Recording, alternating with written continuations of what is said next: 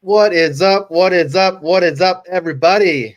It's Wednesday. You know what that means. A little midweek madness. Tonight, we're going to kind of get into some things that, it's week 4.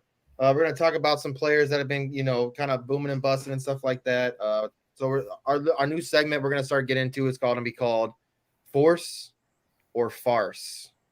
So either players that we think are going to be good or players that we think are not going to be good. Pretty self-explanatory. Then also, we had a request to start talking about some DFS stuff. So we're going to get into some DFS lingos and lineups. That it's going to be our second segment of the night.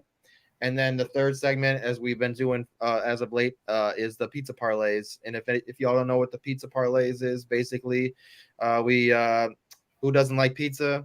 Who doesn't like, betting on football? So basically, you just pick 3 teams that you think are going to win this week. And then you just build your pizza, right? 3 toppings on your pizza. Pizza parlays. Can't go wrong with that. What's up, Coach? How you doing today, man?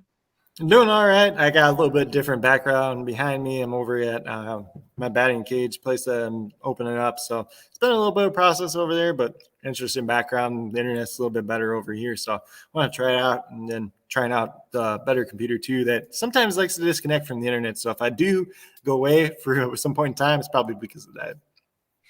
That's all right. We'll get past it. And Coach, if anybody knows, Coach, he actually coaches baseball, so he's getting the batting cages going, getting things rolling. We got to get that logo on that hat too. I know you got the new logo coming out, so be on the lookout for that. If anybody's up in the Upper Peninsula area, be looking out for Coach if you need some batting. Central Wisconsin area. Oh, you're in Central Wisconsin now? Mm-hmm. Yeah. All right, there you go. I knew he was up north for a little bit. All right, so let's get into it. Let's talk a little bit about week 4. I mean, like I said, NFL season's been absolutely ridiculous this year. I mean, we say that every year, right? We do say it almost every year, but I don't know. Something's been really off this year. It's been pretty crazy. As I quoted it in the earlier in the or down in the description of the show, basically we got players like Raheem Mostert, as the number 1 overall RB right now as of week 4. And we have players like Austin Eckler. I mean, it's due to injury. Austin Eckler, you got Austin Eckler back there. We got Derrick Henry back there. We got players like Josh Jacobs back there. But it's definitely crazy seeing players like that outside the top 24 by week, 4. But we're gonna get into some players and stuff like that. What's up? It all evens out eventually. Yeah, it will. I mean, what are your thoughts on this Miami offense? I mean, we can get into that a little bit because it's pretty. Do you think it's a farce? I mean, it's a good offense. It's always been good, like when 2 has played. But 70 points against Denver, I think that's more a little bit of a thing against Denver. First of all, they can't stop the run this year to save their life. They were without Justin Simmons at safety, which is a big deal. Turner Yell started as safety, a second-year player out of Oklahoma that probably shouldn't be on the field. Kareem Jackson's also back there. He's like 33 at this point in time, converted corner, used to play with the Texans. Kind of Caden Stearns, they were relying on some base packages. He's on IR too. So, they're missing a lot of pieces there. Frank Clark, their top edge rusher, one of their top 2 edge rushers at the very least, was out too. So, there's not much there. Yeah, it's pretty crazy to see. I mean, Achane, as everyone's calling him Achane, but he came out the press's conference and said, it's Achane. He changed it.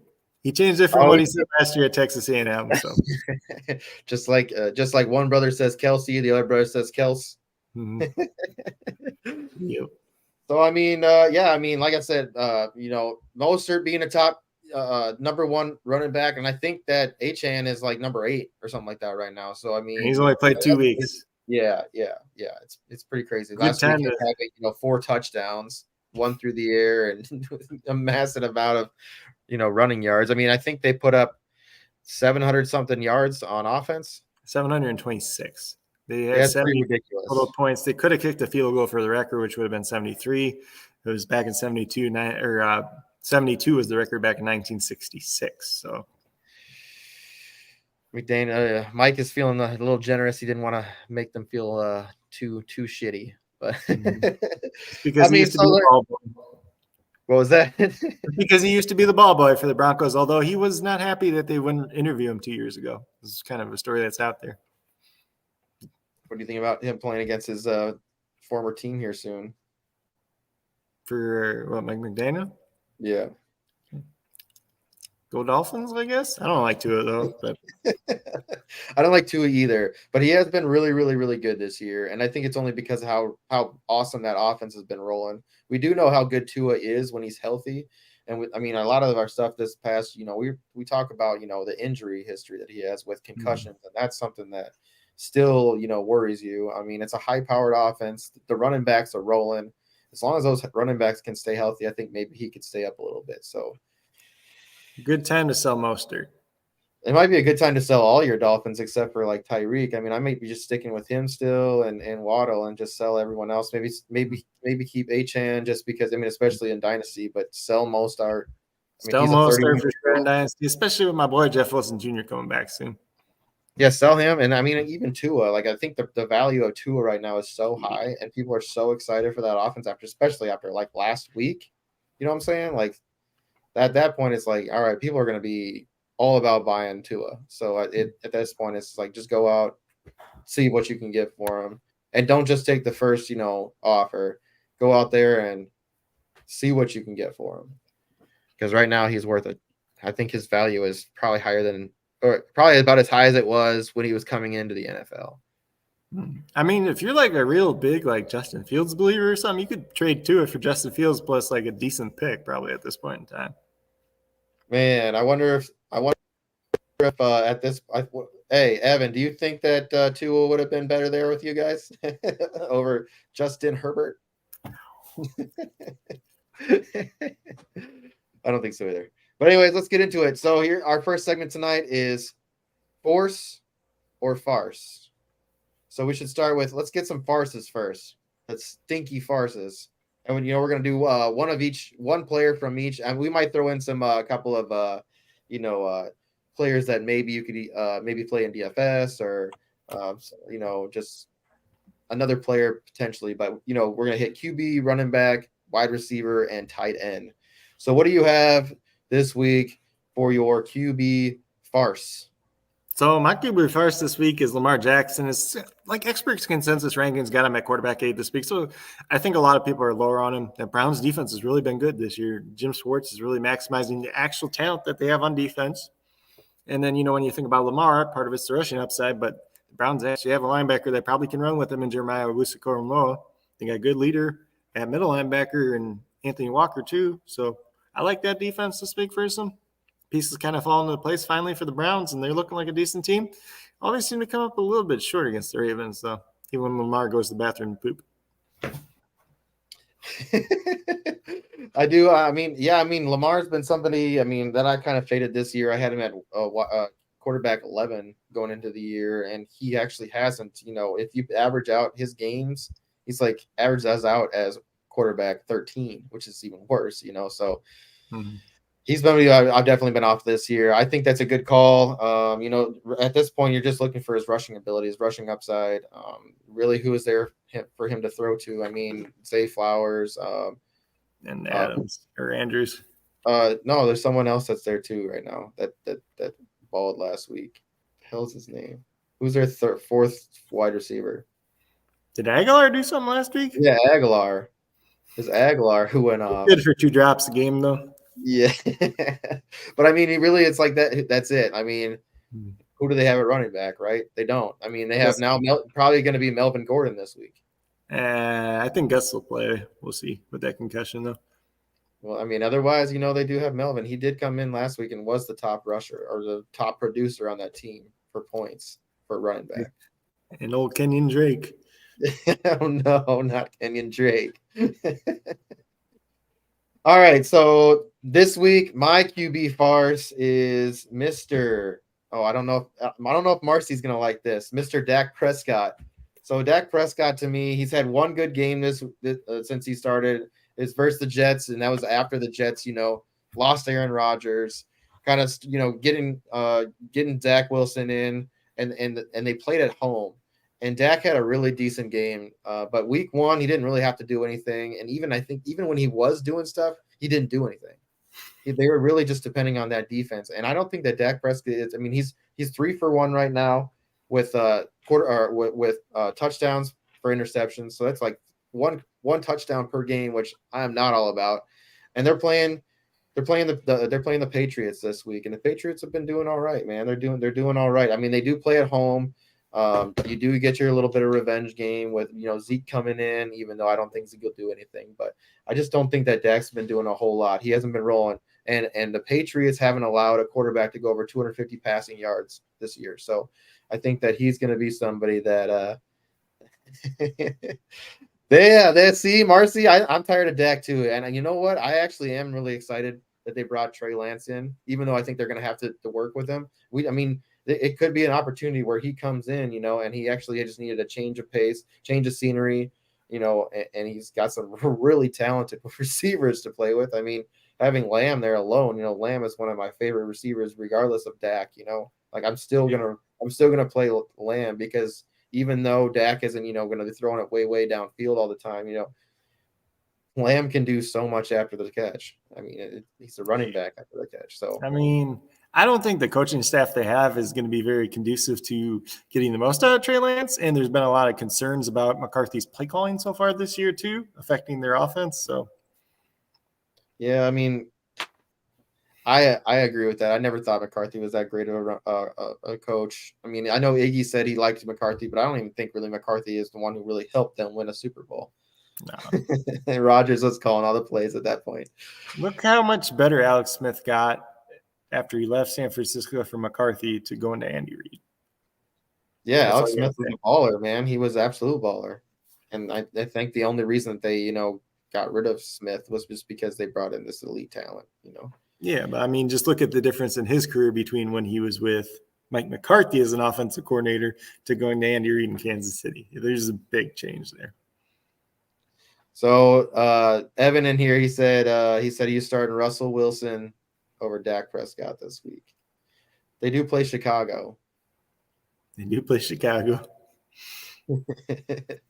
I don't know. I mean, I might be okay with Russ this week. I mean, him versus Washington, he went off, right? And that was a pretty mediocre defense. Against the Raiders, I think, and they're playing in Chicago. I feel like a lot of teams are just coming to Chicago and showing them what's up.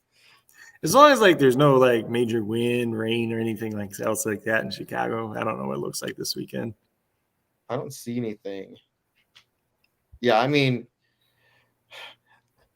one guy that I was super excited to see out there in waivers again was Marvin Mims, dude. I found him out there in some waivers, and I was excited. I think people just got, they just dumped some players. And man, I'm excited for him, man. I liked your call. That's a really good call that you had. You need to get him in the freaking game, though. He's only playing 25% of the snaps every week, but that's all right. He does a lot with what he has. He's got, I think there's the track of the longest plays by Denver Broncos this season. He's got 8 out of the 10. Yeah, I mean, I think he's been one of the top receivers. I mean, Cortland Sutton did have 2 touchdowns or whatever, but Mims still produced. Mims still put up numbers last week. So, I mean, I think that the upside is more. You want my opinion? I think Russ has more upside than Dak Prescott this week. My answer to that question would be yes. Yep. Yeah, I like that, Evan. If you can give him 60% of the snaps, dude, he's been so good. It's crazy. He's been so good. Should I just show my Jerry Judy hate? Just play him over Judy already. Yeah, it's crazy too, and I think that Sutton is producing more with having Mims in there. So yeah, I think Evan, I think I'm gonna go with I'm definitely gonna go with Russ over Dak this week. So if I especially having Dak as my farce. So all right, let's get into some running backs. So let's get force. Let's get our force player. What am I thinking? So let's get our QB force player. Who is your force QB this week? So I listed 2 names here. I got Matthew Stafford against the Colts, who have been allowing a lot of passing yards just in general. You know, it's been a decent start to the year for Stafford, especially without Cooper Kupp too. And I think Stafford was coming in like quarterback 19 this week. So, you know, definitely a quarterback 2 in that range. Maybe somebody that you can even get out there in waivers and 1 quarterback leagues and like redraft. And then the other guy I had was Deshaun Watson going against Baltimore. You know, everybody thinks about Baltimore being this great defense, but there's no Marcus Williams. He's tore his pec. I still don't think they put him on IR for some reason. Doesn't make sense to me, but maybe he's trying to do the AJ Hawk thing where he just tears his pec and plays 3 weeks later, but that's a whole different story for another day. Marlon Humphrey hasn't played yet this year due to his foot injury. They don't have much else at corner. They don't have a pass rush so far this year. They got Roquan Smith and Patrick Queen at linebacker. They're good, but the rest of the defense kind of sucks at this point in time. And Deshaun Watson's quietly been decent for fantasy. Hasn't played that great overall, but his fantasy scores, his DFS scores for his price tag and everything, it's all been pretty good this year. So, you know, a guy that's going, I think, quarterback 13 or 15 in ECR this week. So, you know, a guy that's right outside that quarterback 1 territory that definitely could finish in, especially if we get no Marlon Humphrey once again this week. Yeah, I mean, I agree with that. I mean, Deshaun has been playing pretty decently. I mean, he's had 1 bad game that was against Pittsburgh. Against the Bengals, he had a big game. Against the Tennessee Titans, he had a big game. But I mean, you just got to make sure his weapons are getting open. You know, we're going to get into a player that I have as a farce in Njoku, and he's just been terrible. You know, in them having Chubb out, I think that helps, you know, Deshaun a little bit, you know, with more being able to more pass and run a little bit. Jerome Ford has, you know, shown out a little bit and is doing a little bit enough, you know, to keep, you know, people or the defenses, you know, where they need to be so Deshaun can make plays. And we probably see more Hunt this week too. Yeah. Oh yeah, 100%. Kareem Hunt was somebody out there. I mean, if anybody has, if Kareem Hunt's still out there, I'd be definitely grabbing him on waivers just to stash, even if because he still played last week. He had some points, so I mean, he wasn't bad for a first week back for a guy that, you know, just signed off the street. No, I agree, and even having Amari Cooper, who's an elite receiver. I mean, and then Donovan Peoples-Jones can show up out of nowhere, you know, for a big play. So, yeah, I mean, the rushing ability of Deshaun is massive, and he definitely has a nose for the end zone. So, I mean, yeah, I think it's a good play this week against Baltimore. You're right. I'd rather play him over Dak and Russell Wilson if we're having that conversation. What's up, Wendy? What is up? Evan says Rams have the weapons to light up Indy secondary as Houston and Jackson did. Nice call. All right, so my force this week, and this is somebody that you could probably stream. He might be out there on waivers still. I hope not, because he's been absolutely balling, and I was a little bit worried about him coming into the NFL. I mean, not saying that he wasn't talented, just I think it was the offense he was kind of going to. You know, we didn't see, you know, they didn't have like all that talent that, I mean, maybe not me as somebody who watches as much, you know, college ball or is a Houston fan, you know, and, you know, is into these players, but, you know, not seeing, you know, these elite, you know, receivers, but they've definitely shown that they are elite receivers. You know, CJ Stroud, man, he's been balling out, man. He's been putting up, you know, over 300 yards a game, and he's just been absolutely ridiculous. And I think this week he's down at like quarterback 19 or something like that they haven't come into, but on the year he's quarterback 13. As a rookie, man, he's been absolutely dominating. Even though that the rush, you know, that the running backs haven't been doing a whole lot, he's been doing so much through the air. You know, Tank Dell, and Nico Collins, dude, they just been absolutely dominating. So CJ Stroud, I feel like he is playing against Pittsburgh, but if he comes out this week and he shows out against Pittsburgh, I think that he's showing us that he's somebody that we can trust every single week.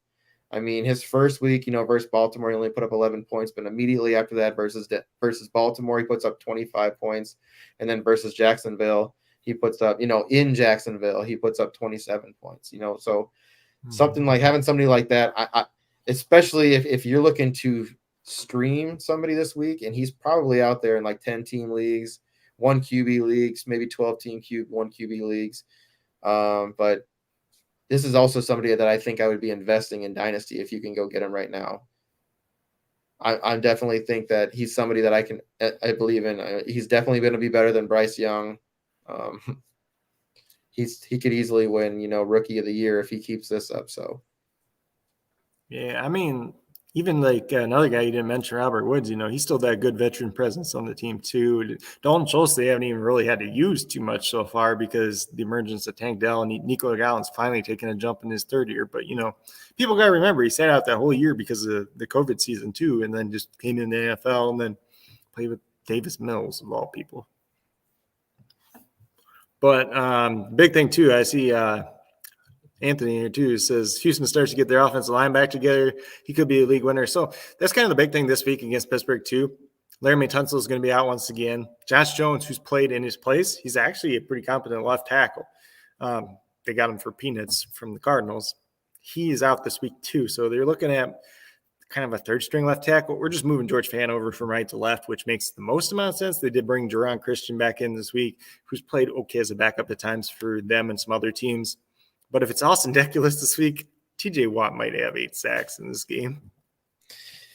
Yeah, I'm afraid of that. And I am a TJ Watt owner, so it might be okay at the same time. But I think the amount, sacks don't hurt as much, when for your QB when you're starting them. Mm-hmm. So it doesn't matter. I think he's still going to huck the ball. It's not college football where you get negative yards for sacks. I'm stoked for this kid, man. I'm stoked for your team too, man. Like y'all are, if you can find a solid, RB2 style player. I feel like Pierce is really not showing out anymore. Yeah. Singletary is just like nothing. And I feel like if you can just find that one piece, man, maybe if Dalvin Cook would have went there, it would have been just like something, because he's not doing anything up in, I just don't think he's getting the opportunities. Dalvin Cook needs to be the guy who gets 30 touches in a game. He's just like Adrian Peterson, like you have to get somebody like that going.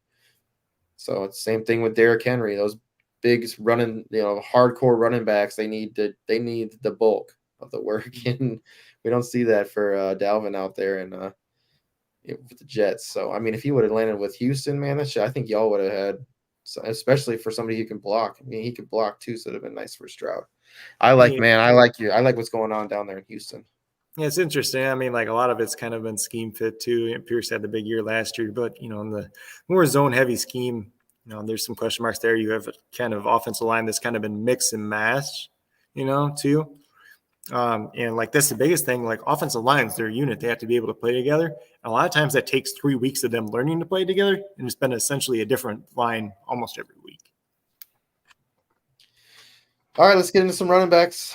So let's get into our farce running backs. So what do you have this week?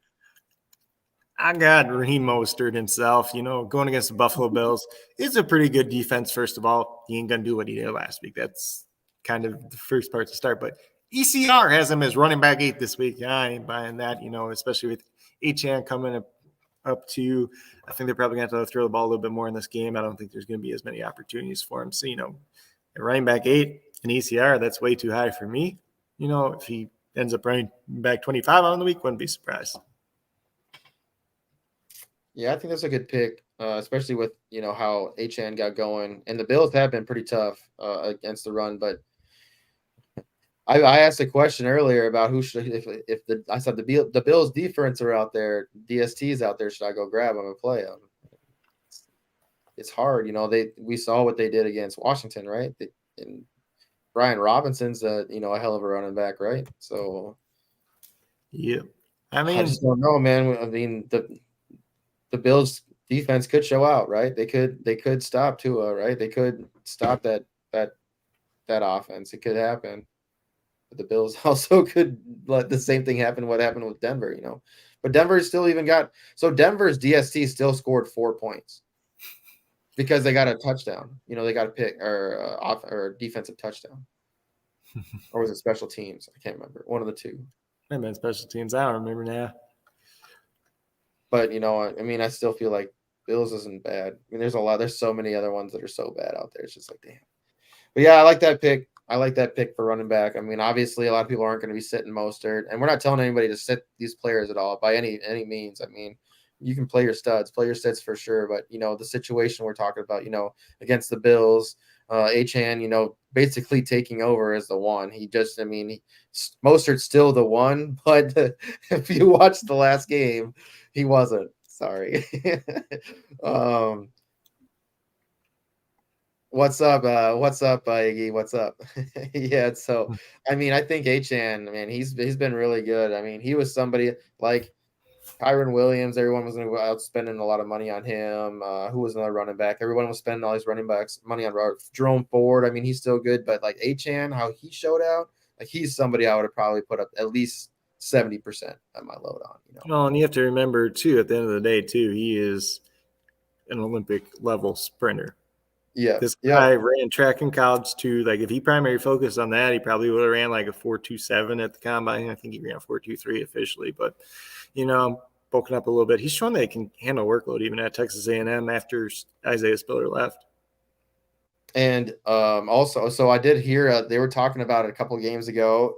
Tyreek, so they don't really race each other anymore just because they don't want to get injured. But they basically they compare like track, high school track records. Mm-hmm. And I guess Achane holds the record between all of them for the fastest, which is pretty crazy because Tyreek Hill is mad fast. I'm trying to remember. McDaniel said they're going to use all their backs. Yeah, I mean they should too. Who's their other one? They have the A guy. Salvin Ahmed. Yeah, but he looked pretty last good week 1. So. Yeah, he got hurt, but he looked really good for week 1. Achane didn't get used, and Ahmed was getting used. So I mean, it's not like they don't have him too. So if Ahmed comes back too, I mean, at that point, it's like you're going to be losing reps. And he did look good week 1. Yeah, Ahmed's the better pass blocking back that they have out of the 3 too. Yeah, Carousel. I believe Mostert's the starter. I mean, he should be. I mean, he's the veteran, right? But he is 31, and he does have injury history. A lot. It was like every week you're like, all right, it must start week, and all of a sudden, boom, and he goes down. You're like, damn it. Mm-hmm. All right, so I mean, this is a big name that I have as my farce this week, and I don't know. I don't think Craig really agrees with me just because of who they're playing against. Let me pull up his stats real quick. But my player this week is Derrick Henry. And I mean, he is, projected. He's not projected that much this week. He's down there at like running back 19, which is crazy. I mean, he hasn't been playing that well. I mean, he had one really big week against the Chargers, and he had a decent week against the Saints. But last week against the Browns, he had a huge dud. And we know that Tannehill is just playing like a massive dud, right? So that's definitely going to affect Derrick Henry. Even though people think well, maybe they just give Derrick Henry the workload. I don't know. I just don't see if the ball's not moving. I don't feel like Derrick Henry's moving, right? I feel like if the offense isn't moving, I feel like he's being he's set in stone. He's not doing a lot, and I think that this is the week where I'm going to be sitting him. I mean, he is a stud, right? But he's a stud, I think, against the Bengals, who I think are a team that I'm picking to win this week, and I'm picking them in my PIZZA parlays this week to win. I mean, we don't know if Joe Burrow is going to be there, but I think that this is a week where Derrick Henry gets kind of stopped. Last week the Bengals, their defense is what basically why they won. And I think that they're just going to keep rolling, and they're going to stop Derrick Henry this week. McCarthy is a good college. I hope he's a better college than he is a head coach. What's this thing? That's funny. Yeah. What are your thoughts on Derrick Henry this week? I mean, like, it all depends on, like, if Joe Burrow plays or not. If it's Jake Browning at quarterback, play a lot of Derrick Henry. But, like, there's another thing. That offensive line, they brought in how many new pieces along that? So there's Andre Dillard. There's Peter Skoronski, who is the rookie, but he's been hurt the last 2 weeks. Daniel Brunskill. Yeah, God, who else did they brought in somebody else? So they had like 4 brand new offensive linemen. So like this offensive line units never played together. And like I said, a lot of these times, these offensive line units take 3 weeks to get used to each other. And then you got Skoronski there week 1, then he's not there the next week. You got Petit Freer, who's been suspended too. I don't remember exactly when he comes back. It's either this week or next week. So we'll kind of see what that looks like. They went from more of a offensive line that was really good at run blocking to kind of emphasizing more on pass blocking because that was really their detriment. So there's a little bit of trade-off there too. Then you got Derrick Henry getting older. So it's not as good as it was, but if he gets the volume, he still could be all right. Yeah, I mean, we know what Derrick Henry can be, right? I mean, Derrick Henry can go for 200 yards rushing, right? He can go 200 yards rushing, have 2 touchdowns. I mean, but he could also have a day like he did last week, which is like 31 yards rushing. Mm-hmm. That's not good. And in these negative game scripts too, it's pretty much been 50-50 him and Tajay Spears. Yeah, and I like Tajay Spears, and we got, Evans in here talking about Tajay too. Like, I think he's somebody, if he's out there on the waivers, like if he's sitting out there, go pick him up. I'm sure there's somebody on your team that you can drop him for because as a handcuff, he's one of those ones that's an amazing handcuff. Mm-hmm. Him and Tank Bigsby are not. He's another one. Julian Chestnut, their third string running back too, that a lot of people liked in Dynasty like a year ago. He just went on IR too. And then I don't even remember who they signed. They just signed somebody else too. I don't remember if they were the ones that signed Deion Jackson, the practice squad, or not. But it'll be pretty interesting. I don't even mind Tajay Spears. Like for DFS this week, is kind of a punt play. He's like $4,700, I think, both on DraftKings and FanDuel. And if Joe Burrow plays and this ends up being a negative game script, he could get a lot of pass catching opportunities out of the backfield. Yeah, you're right.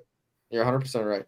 And probably better on DK in that situation, though, since DK is a full point PPR as opposed to half point over on FanDuel, though. And we are going to, as soon as we're done with these, we're going to get into some DFS too. So, all right, let's get into our Force players, Force RB players. Yeah, so mine's going to be kind of weird this week. It's a guy that hasn't played at all this season. It's Alvin Kamara for the New Orleans Saints. You're down your quarterback in Derek Carr. Yes, you got Jameis Winston to throw out there, but I still think, Alvin Kamara is going to come in. He's going to be pretty hungry. He hasn't played all season. He wants to prove himself. He wants to prove that he still got it, especially coming off a down year. Going against Tampa Bay, sometimes they've been known to give off dump off passes to the running back at a pretty good rate. So there's opportunities to be had there. We'll talk about one of the other Saints players a little bit later that I'm not so high on this week. And so I think it could be a pretty good week for him overall. I'm not too afraid. Tampa Bay is a team that traditionally is pretty good against the run, but I think just the different ways that Alvin Kamara can get used, the fact that he's fresh coming in, Jamal Williams ain't there. He's on IR. We saw a little bit of Kendra Miller last week. He's all right. Tony Jones sucks. Sorry, Tony Jones. You ran like as fast as 40 times as I did. So just saying. So I really think it's going to be a good week for him. He's coming in on an ECR running back 19 on the week when I was looking earlier. So I think he finishes the top 12 back pretty easy. Yeah, I mean, I think it's a good pick. I think it's a really good pick. I mean, we know what Alvin Kamara is. I definitely know who Alvin Kamara is. I remember being in the playoffs that year, in the championship the year where he was playing against Minnesota on a Thursday night, and my championship week started off with me down by 60 points. I was not happy. I'm gonna tell you something right now. I had my Kirk Cousins socks on, and they ended up in the trash can. I was so mad. It wasn't even his fault, dude. But I was like, how do you let somebody run 6 touchdowns against you? Like, how do you not at some point scheme against that? Just don't let anybody throw the ball anymore. Just cover this guy. Don't. Yeah. I mean, 6 touchdowns. I think he was 1 away from the record too that game. It was very heartbreaking. It was on a Thursday, like that's how you start your championship week. Like you're down 60. I'm like that. This is a really hard mountain to climb at this point. Yeah. All right, so the guy that I'm going to go with this week is somebody that's been absolutely balling. We were a little bit afraid that with another running back coming in, it might affect his play. I mean, he also had the injury to the was it the not his calf, but to his groin. He had the groin injury, and Kenneth Walker.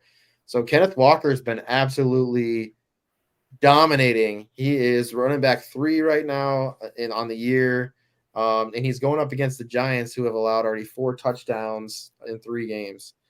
Kenneth Walker had 2 touchdowns last week. I mean, he put up 32 points up against the Panthers. I think he could do somewhat close against the Giants. No offense to the Giants. Sorry, Deontay, but I think that Kenneth Walker can just go in here and absolutely dominate. And then, I mean, there's nothing wrong with him just letting him run the ball. You know, he had, what does he have? 59 yards through the air too. So I think that this kid is going to get rolling this year. He's somebody that it's sad. I've invested a lot in his cards. I have a lot of rookie auto cards from him and some jersey cards from Kenneth Walker. But sadly, I was a little bit afraid, with Charbonnet coming in. But Charbonnet really hasn't done much. So. Yeah, and I mean, it's like at the end of the day, like we'll look at some of these rookie running backs that we thought might end up being in a plus 2. A lot of times these rookie running backs, they don't do anything till like week 7 or after the team's bye week, because that's when they get implemented in a little bit more too. So we've seen it time and time again, unless the running back was like actually drafted in the first round. Yeah, I agree. Evan said coach and his knowledge for players is top notch. I told y'all, coach is the best when it comes to this shit. He knows his stuff.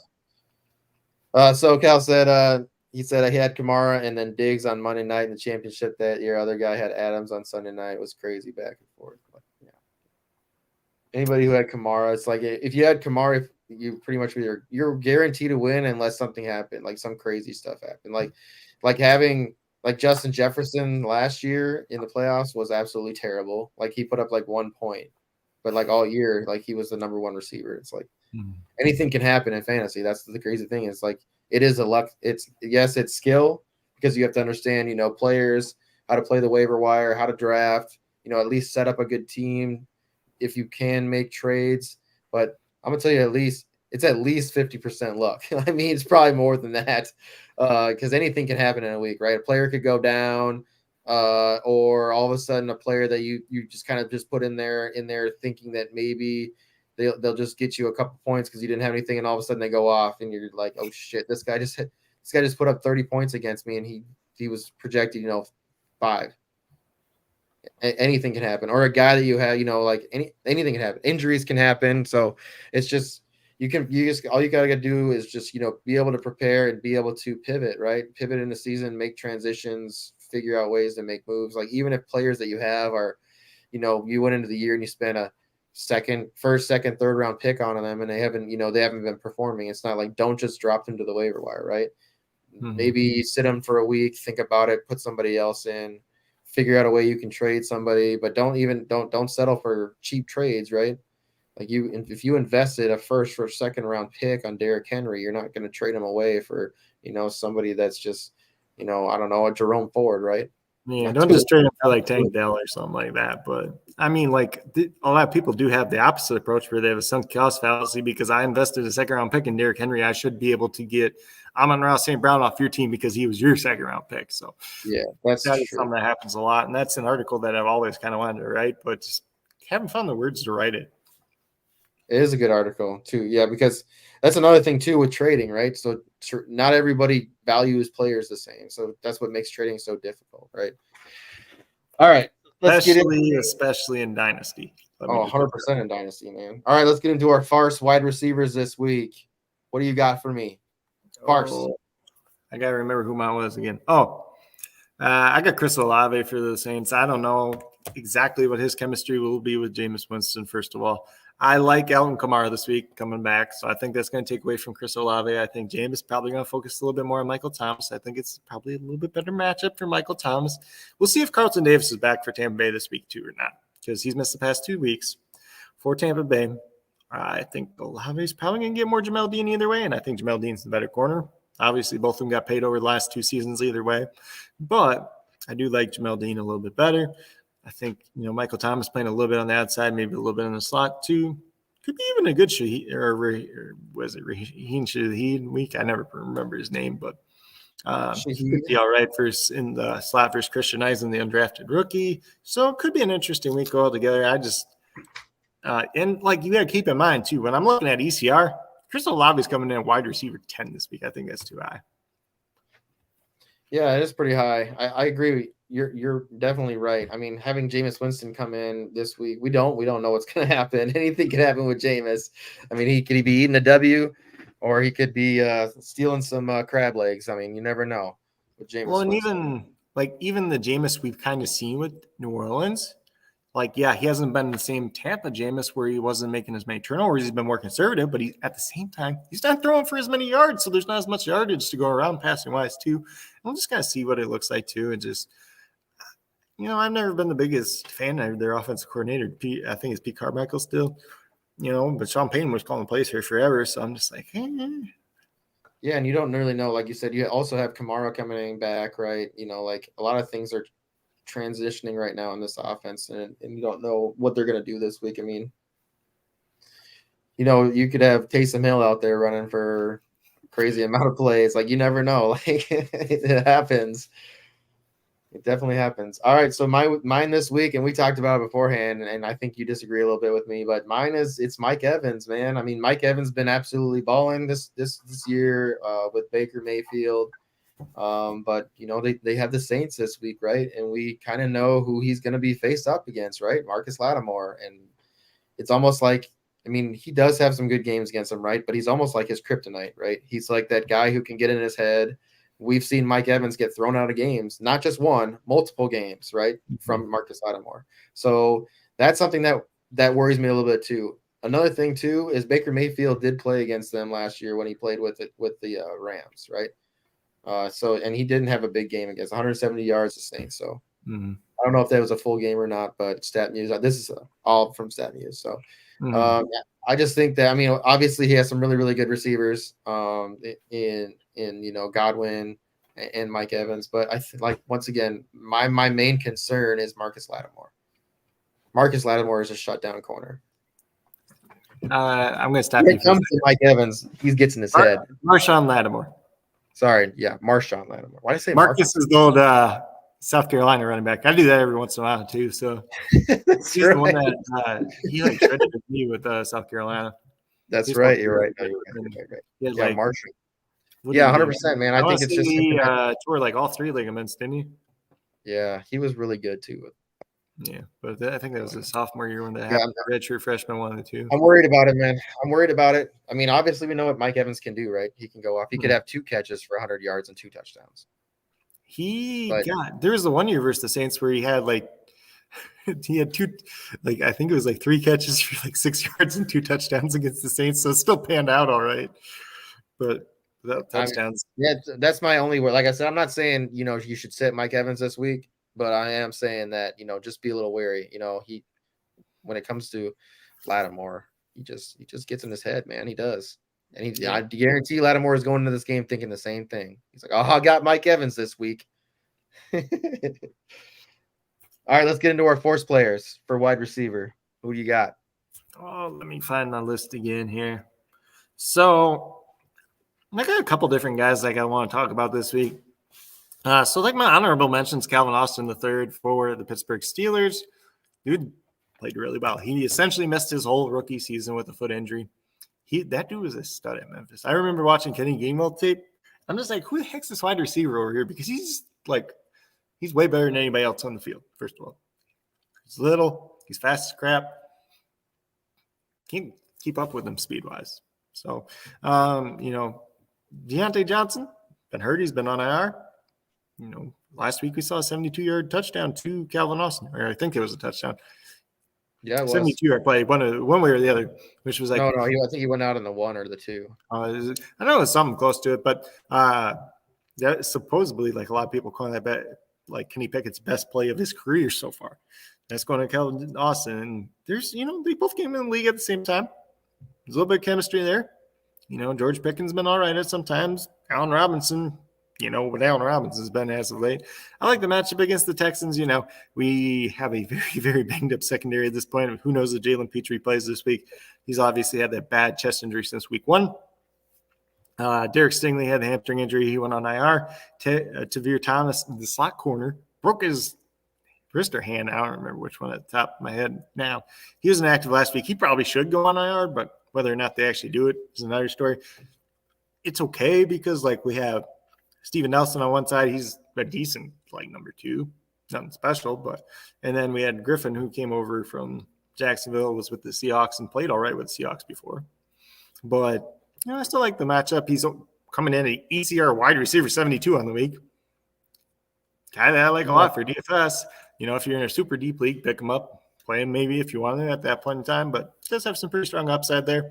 In terms of the higher end guys, though, I like Michael Pittman this week. Yeah, he's coming in wide receiver 18. He's going against the Rams. Rams corners aren't good. Darian Kendrick, Akil Weatherspoon. On the other side, those guys shouldn't be starting at this point in time. The Rams kind of have overperformed so far this year. I think it's going to be a good week for Michael Pittman. He had a strong week last week with Gardner Minshew. We'll see if Anthony Richardson's back or not this week. Sounds like he was kind of able to practice some kind of limited participation this today. And then kind of the other guy that's there too. Josh Downs. Josh Downs had a good week last week. Josh Downs. Yeah. Mm-hmm. I was going to say too, Adam Thielen's kind of another honorable mention, but he's coming in at ECR wide receiver 30. So it wasn't a major stand there, but he's coming off a really good week with Andy Dalton. Sounds like Dalton's probably going to start again this week. Bryce Young's dealing with that ankle injury. They think it was going to be a 2-week injury either way. Dalton's played pretty well last season. People don't like to give him credit for that. He played really good last week. And he has good chemistry with Adam Thielen. So does Bryce Young so far. And you got that little bit of a revenge game against Minnesota if you really want to go at that. Revenge game. And Minnesota's corners suck outside of Byron Murphy. So, dude, Minnesota's going to lose again. Damn it. They're going to lose again. Ugh. All right. So I had somebody before we were on, and I changed it. They're still teammates, but I was told by our man here, Coach Craig, that the guy I chose was the wide receiver 2 on that team, not the 1. So I went with, and I made a change. So I didn't go with Nico Collins, but I changed it up to Tank Dell, and Tank Dell has been absolutely booming. He has been putting up some massive numbers, and he's at ECR 40 or wide receiver 43 this week that they have him at. So you can get him, and you might be able to go find him. He probably not on the waivers. He might be in shallow leagues, but he's been absolutely dominating. So last week, the first week against Baltimore, obviously, as a rookie coming in, didn't do much, right? Didn't do much, but boom, the next week against the Colts, he goes off for 20 points, and then against Jacksonville, he goes off for 29 points. So if I can get him, if I can stack him this week with CJ Stroud, I'm sure you can. We could even probably pull that up. Then we're gonna get DFS after this. And we're gonna do tight ends, and then we're gonna get some DFS lineup. You could probably get a nice little stack with them this week, right? CJ and Tank Dell. Mm-hmm. And Dell's been one of those guys. His price tag is slowly been moving up. At least there's a couple of guys that were a little bit cheaper down there too, whose price tags haven't quite moved as much as his. But like you said, when you put up big weeks, 2 weeks in a row, they start to notice on the DFS platforms too, especially on FanDuel. FanDuel, he bumped up to 54 pretty quickly. So, but he's a guy. He went to JUCO first because he wasn't heavily recruited. He goes to the University of Houston, balls out there. And then CJ Stroud and him form a relationship at the combine. They like throwing to each other. And all of a sudden, they're getting the 3rd round. CJ Stroud says, draft that guy for me. And they did. And you know what? It's working out pretty well so far. And like you said, week 1 wasn't the greatest. They gave Noah Brown, the veteran, the honorary start as the 3rd wide receiver. And he got hurt real quickly. And I like Noah Brown, but Tank Dell's way better than Noah Brown. Downtown Noah Brown. Yeah, Tank Dell, man, 145 yards receiving last week, man. And like I was talking about earlier with CJ Stroud, man, if he's throwing over 300 yards a game, who are the beneficiaries of that, right?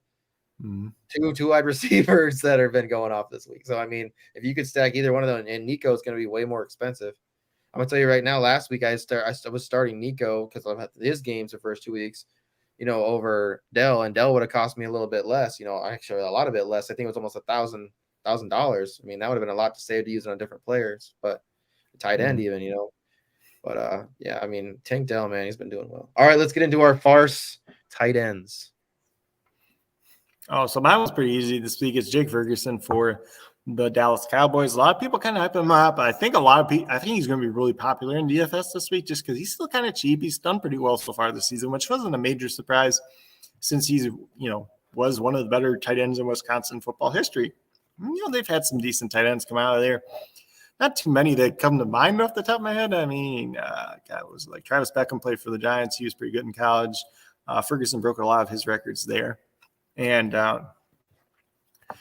they go against Patriots this week. Patriots typically really good against tight ends. Their linebacker, Jawan Bentley, unless he gave up a touchdown this year, which I haven't looked too much into, but in coverage, he has not allowed a touchdown in his career. Now, this dude's been in the league for like 5 years now at this point in time. Very underrated linebacker. He's one of my favorite guys in IDP, especially last year where he was literally free and was going to be the head linebacker for the Patriots, which is always a pretty good role to have. So definitely do like the Patriots defense for Jake Ferguson. Like I said, I think a lot of people are going to be picking him for DFS this week, and I think it's going to be a pretty big mistake. Yeah, I mean, he's going to be cheap too. And a lot of you're right. It has happened to me too. I think I put Troutman in for Denver. Was it Denver? He plays for like Denver. I think it was like last week or 2 weeks ago. And he had like a decent game. And he was like really cheap. So I was like, all right, I'll put him in. He got me 0 points. I was like, no. It hurts so bad. It hurts so bad. Did I say Ferguson was ECR tight end 13 on the week too? I don't remember if I said that or not, but like he's like a guy that you're considering playing this week. So if you're going out there and streaming tight ends, just pick one of those other guys in that territory. So mine has been somebody that, I mean, a lot of people were very, very high. I mean, I don't know why. I mean, he's basically like, he's like Evan Engram 2.0. I mean, somebody that was super hyped up, when he came to the Giants, right? And he was just, just trash. My guy here is David Njoku, man. He's just somebody that I mean, he's been putting up decent weeks, but, where he was drafted in most drafts, probably tight end 6 or 7, probably. I mean, that's the value. I mean, you're dropping a tight end at that draft capital. I mean, him only putting up an average of 7 points a week is not good. I mean, that's not something that I'm going to be depending. I mean, if you're depending on 7 points a week and you're excited about that, I'm not. I mean, especially with him going. I mean, he's playing against Baltimore this week, and then he has a bye week, and then he gets San Francisco. So I mean, he's somebody that I'm going to be trying to get rid of somehow and finding a replacement. Even Harrison Bryant, right? He's been getting catches. I love Harrison Bryant, and then they've been using a little bit of Jordan Akins behind him too, just because Deshaun Watson's buddies with him, but that dude can't catch, save his life. Fun fact though, him and AJ Brown, 2 guys to go into the Under Armour All-Star game for both baseball and football. That's dope. I don't think there's been another one since then. There could have been, but that's like an old stat that I remember. That's really cool. All right, Sid David Njoku. I'm not playing him this week. I'm sorry. One of my favorite things that I saw, and I was telling you earlier, it says if Njoku can't, the main word there is if Njoku can carve out a larger role, he would be a solid option at tight end for fantasy manager. So if he's good, you can play him. That's basically what they're saying. If somebody else gets hurt, he's okay to play. Yeah, I mean, that's pretty much what it says. Like if Amari Cooper goes down and is not playing, he could be all right. He still might not be. It's crazy. He's no Barnyard dog. If Amari Cooper, Donovan Peoples-Jones, and Elijah Moore all get hurt, Cedric Tillman's still going to be better than him. He's no Gary Barnidge, I'll tell you that much. He's no Gary Barnidge. All right, let's get into our Farce tight ends. Yeah, so for me, like when I look at this stuff, I look at guys that are trying, like coming outside the top 12. So the Eagles have been terrible against tight ends so far this year, which, is maybe a little bit of a surprise, but like not at the same time because, they lost Kaiser White, who was a pretty good coverage linebacker. T.J. Edwards was a solid linebacker, sneaky athletic guy.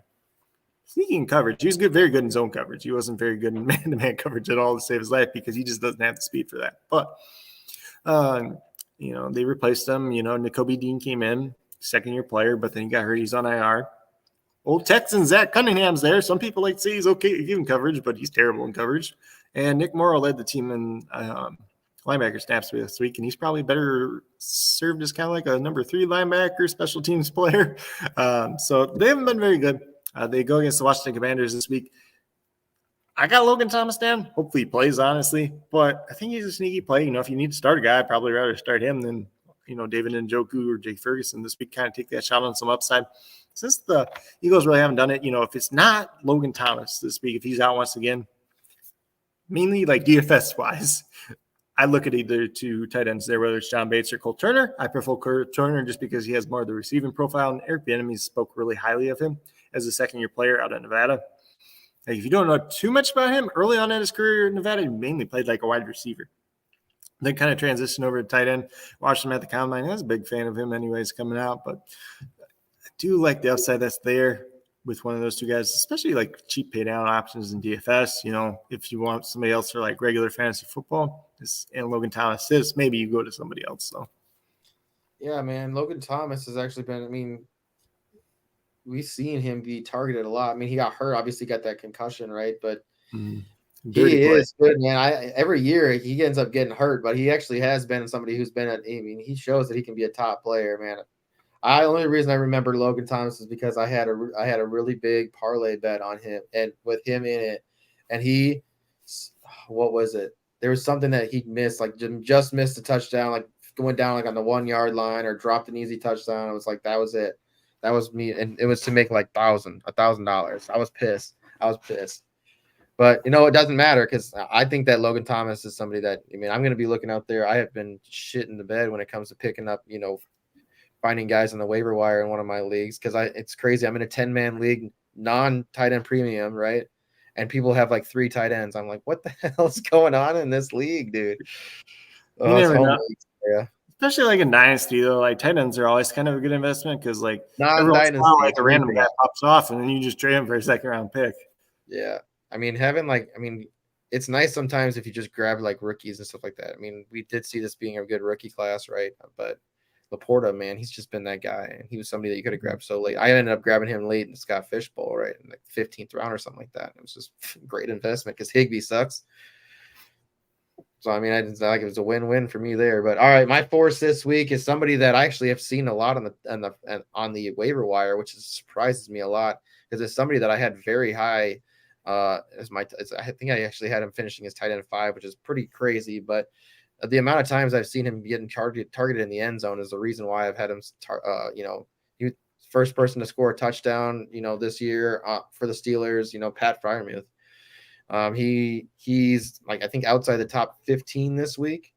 But I think this is a game that could be a bonanza game, right? I think that Houston, if Houston keeps rolling like they are, Pittsburgh can get rolling. I think. Obviously Najee's not going to do anything, but if if you're going to do that against somebody, the Texans have allowed 6 rushing touchdowns. There we go. Yeah, that's true. But I think this is a game that could be high scoring. So Freiermuth's been somebody that's been targeted in the end zone a lot. He's caught. What does he have? Let me see how many touchdowns he's had this year. I like Fry, man. I've been pretty high on him. So last week he had 14 points. Like against Cleveland, he just had a dud, right? Last week he had 41 yards and a touchdown, 3 catches. That's pretty damn good for a tight end. But if you like, this is a little off topic, but with Najee too, God, I don't remember who posted it, but it's like tracking like where he's been, like where his first contact has been this season is like negative on the season. Like he's been contacted more times in the backfield than he has across the line of scrimmage. So it's like 60% of the time he's hitting the backfield. So it's like, it doesn't really matter, but like just because Jaylen Warren gets a couple long runs here and there, then everybody freaks out. So. Yeah, that's our Force and Farce players. Make sure you check it out if you didn't get to check it out. We're gonna get into some pizza parlays. But first, we're gonna get some DFS plays. So we're gonna do some lingo, DFS lingo, and lineups. So we're gonna get a lineup built, and I think Coach is gonna talk a little bit about some lingo for DFS. So we'll get into that. Make sure you get your pizza parlays in. We will be talking a little bit more pizza parlays right after that. Just remember, just get your 3 teams in, right? Get your 3 teams in that you think are gonna win this week. Just put them in the chat. Put them in the chat. 3 weeks or three games that you think, 3 teams that you think are going to win this week, and then just get three toppings that you would put on a pizza tonight. If you were going to get a pizza to go with your parlay, 3 toppings that you would build that with. Get that in the chat. We're going to get these all lined up. So about, I think maybe week 7. I'll see who's averaging out as the top person by week 7. Maybe we'll give some stuff away, and then after that we'll reboot it as we get more people into it, and we'll start it from there and go and then give a big prize away or something. So get your picks in, and we'll get some DFS stuff going. I'm gonna open this up real quick. We're gonna open up DraftKings. Yeah, I don't know exactly where you want to start, like lingo wise too. So you'll hear like a lot of terms out there with DFS. So first of all, if you don't know what DFS is, it's just daily fantasy sports. So this is a lineup that you build for a certain day, essentially. You could have like a longer period of time too, where they're like, because they have states that are like Thursday through Monday or Thursday through Sunday. So you'd have multiple games, but essentially it's just over 1 week.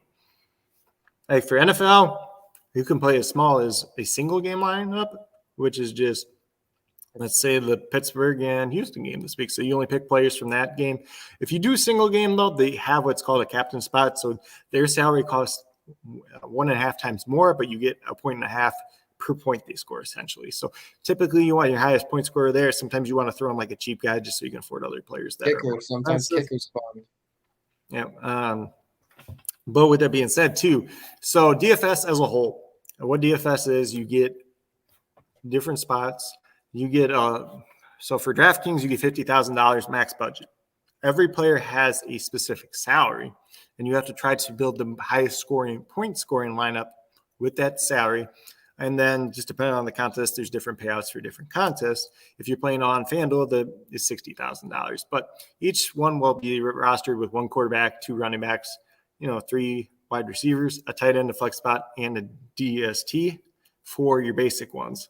When you talk about single game, that gets into a whole different story just because you got captain and flex spots. So there's a lot more different options that you can go from there.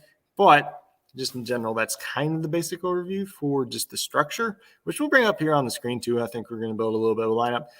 A couple other common terms you'll see is GPP, which is a guaranteed prize pool. So for DraftKings, I don't remember that I kind of use anymore, but guaranteed prize pool just means, like, say this contest can have up to 200,000 people in it, right? Let's just say only 80,000 people enter. You're still guaranteed that prize payout at the top for whatever it is. So like if there's $1 million prize pool and they pay out so many different spots, it's guaranteed. So I think it's just like a little crown. I don't remember nowadays what they use for DraftKings and stuff. No, I don't pay. It's still on the DraftKings a G. It's a G. Yeah, it's G. And then I don't remember if FanDuel does off the top of my head anymore, but essentially those ones are guaranteed. So sometimes you will hear people talk about overlay. That just means a lot of times too, like say they pay out to the top 30,000 people, only 27,000 people enter the contest. That is massive overlay because it just literally means everybody that entered the contest for guaranteed prize pool is guaranteed to make money. That's very rare. It happens every once in a while, every once in the blue moon, but it does happen from time to time. Usually it doesn't happen as much with like DraftKings and FanDuel because they're major sites. But sometimes, like if you play on smaller sites, there's always different ones coming out with DFS content where, Yahoo started doing it like 2 years ago.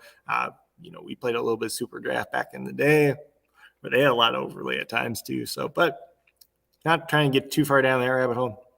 So GPP typically refers to guaranteed prize pool, and sometimes people will refer to tournament and cash or cash games.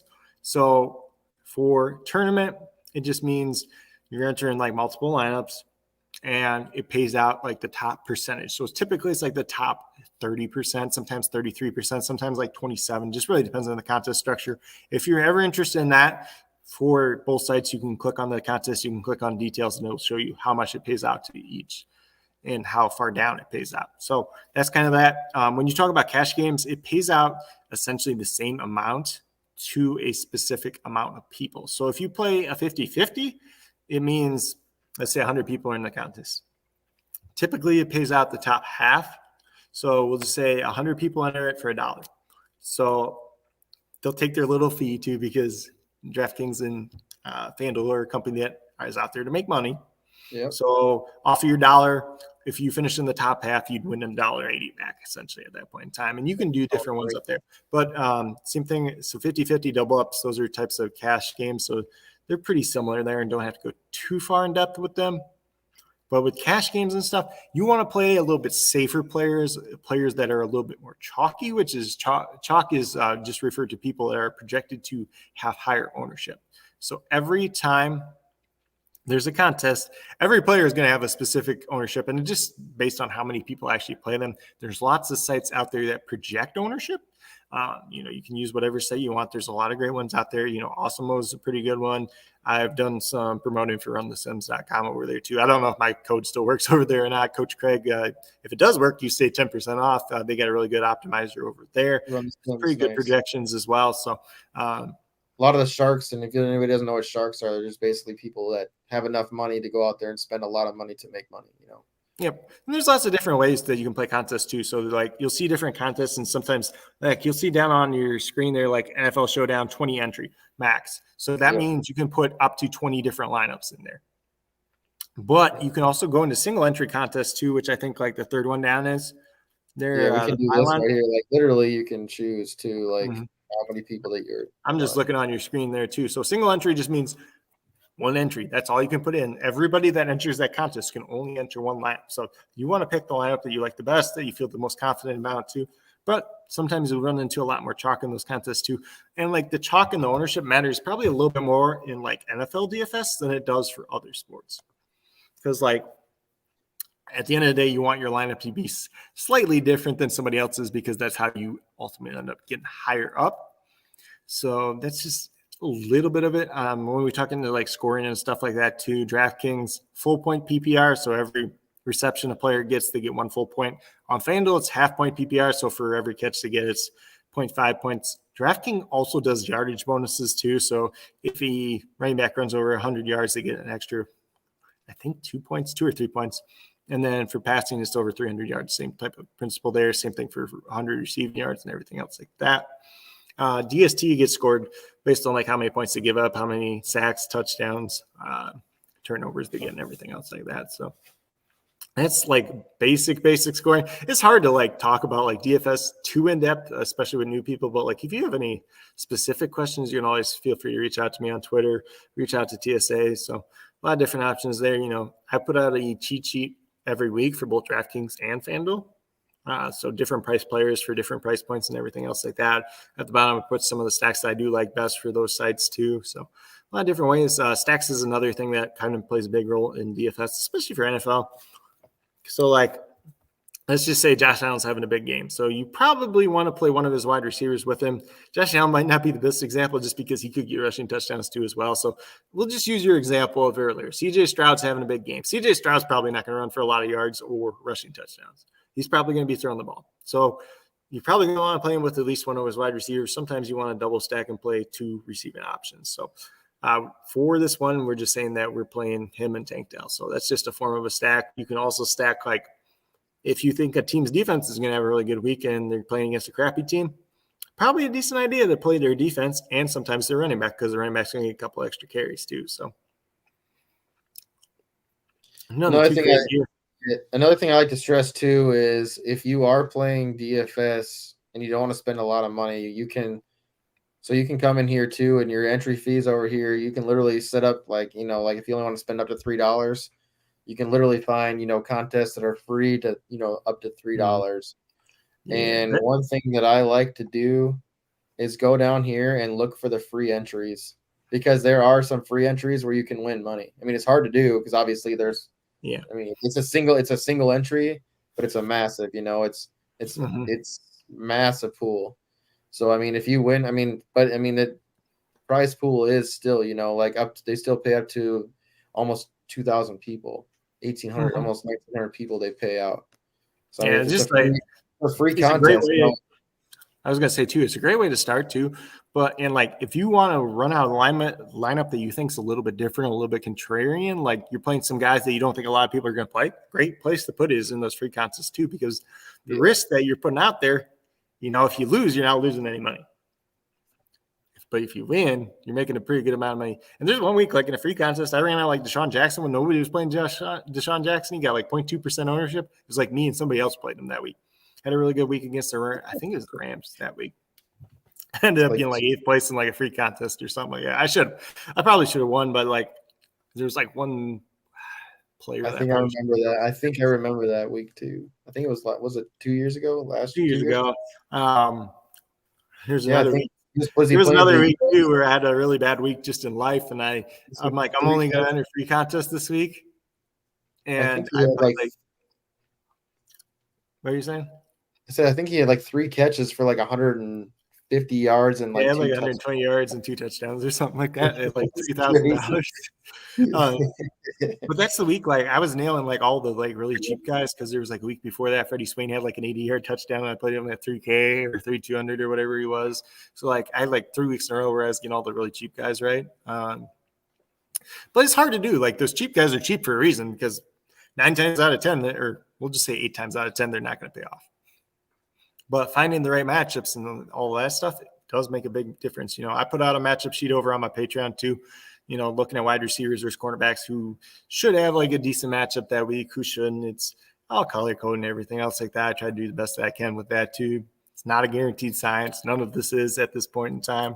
That's why it's still gambling at the end of the day too, But, it's something that's fun to do, first of all.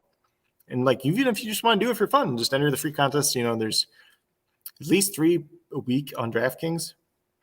This is my favorite. FanDuel's been doing a lot of free contests this year too. They got a deal with Hulu Plus Live TV where they're doing free contests, the 3 entry max per week for their free contest. I think it pays out like 10 grand in prizes. So that's one that I've been messing around with a little bit too. I think one of the free ones I won like 10 cents in FanDuel last week. But it's free money at the end of the day. It's free money. No, dude, my favorite new thing to play now that I've actually been winning my majority of my money out of is the tiers. Have you played any of that yet? That's where I've made all my money. No joke. Most of my lineups have been. I mean, I've had obviously I play in some other contests, some smaller contests with friends. Just it's more like, oh yeah. And by the way, we do have the contest. I bet it's up here. It's a weekly contest that we run, so I'll get that out for everybody. Let's see. Yeah, I'll get that out for everybody too, so that we can get people in playing with us because I think it's a $3 buy-in. And I mean, the more people we can get in, obviously, the more the payout. Top 3 pays out. So, what's up, Greg? Yeah, I mean, top 3 pays out. So last week we only had 3 people get into it, which is all right, which is fine. The first week that we got it going, I literally got it out 30 minutes last minute. But we can get it out. We'll get it out tonight. I'll get it out. I'll throw it up on social media, on Twitter. But yeah, it's fun. At least not only do you win money, but there's the camaraderie, the ability to say I beat these guys this week. That's also fun. And week to week, like if you're at the point, like say it's like week 7, right, and you're 0-7 on your fantasy team, or 1-6 or 2-5, and you're like, well, hopefully I can get some wins here. I'm not giving up on my team yet, but I can still go have fun playing fantasy football week to week, Or if you're out of the playoffs, right? You didn't make the playoffs, but you still want to play fantasy football, right? You still can every single week with DFS. That's the best thing about it. And you don't have to have the same team. You can literally choose your own team every week. Yeah. With a salary cap.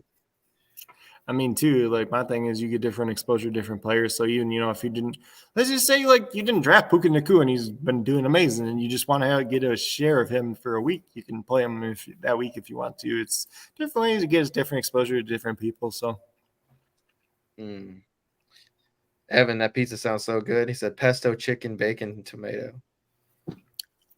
I thought we were doing 3 toppings. That's 4. Yeah. Pesto is the sauce. I think you can give the sauce for free. Okay. I guess I'll give it to him. Oh, dang it. Yeah, so we can get in here and kind of build one. I mean, we don't have to do a tiers one. We can do a normal one. I do, yeah. But I do love me some tiers, man. I'm all about it. It's just. I got bigger into. I was gonna say I got bigger into tiers for NBA last season, but that's for me because I think NBA is the easiest sport for DFS because it's the most predictable sport. When you look at NFL, when you look at MLB, it's an event-based sport, so touchdowns matter a lot more than a lot of other things for football, and home runs matter a lot more for a lot of things for baseball. So those events score more points than like your average thing that happens throughout the game. And like, yeah, you can predict like, but like at the same time, like a lot of people, was it Josh Kelly last week? A lot of people thought he was going to do really good against the Vikings. What did he do? Not much. Nope. But like, you look at basketball, you can kind of figure out what guys are going to do on a per minute basis, and then you multiply that times the amount of minutes you think. And if you can nail it down to kind of a science, it's pretty easy to play tiers. But you got, I think with NFL, you got to stack a little bit with tiers too, and hope you get a little lucky at the same time. So if anybody wants to get into a lineup with us, I mean the one that we're going to build here, I'm going to throw it into this one right here, the Daily Dollar single entry NFL 20K. Mm-hmm. Like even when I was talking a little bit before too, the cheat sheets, they're up on Sports Affiliation every week for both DraftKings and FanDuel. Those are 100% free. If you're interested in a bigger player pool on the week too, I got that up on my Patreon. I got some snap count rates. I got matchup sheet up there too as well. If you just want snap count on the matchup sheet and you want to use that for fantasy football, that's the lower tier. If you want anything DFS related, whether it's NFL, CFL, USFL and XFL might merge at this point in time, but I do that as well. That's a whole other story for a different day. I do NBA, I do MLB, so that's all up on my Patreon. Very small monthly donations, like 25 cents a day. Yeah, Greg, USFL is still a thing. Maybe.